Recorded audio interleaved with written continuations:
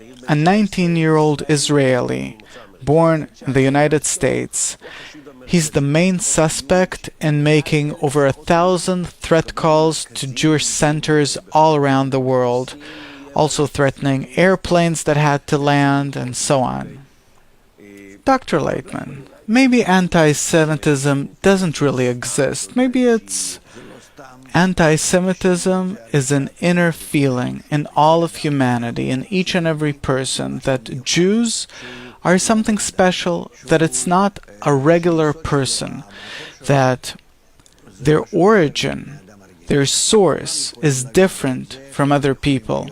Everyone can eventually understand each other, be connected with one another. Besides Jews, humanity will always feel that it is a foreign force that exists within humanity, and they're right, because our origin, our birth, doesn't come from the will to receive, but from the will to bestow.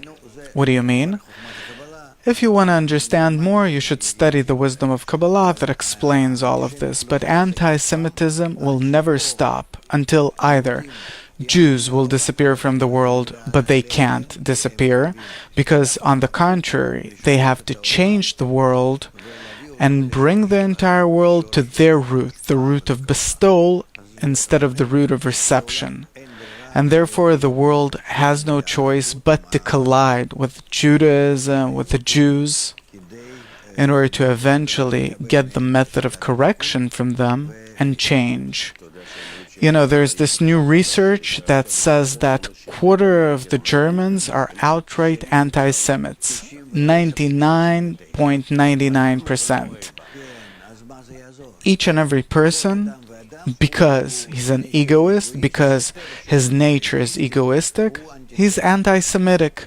He doesn't know why does he hate Jews, but he says that they're different, they're smarter, they use their wisdom against the entire world, and so on and so forth.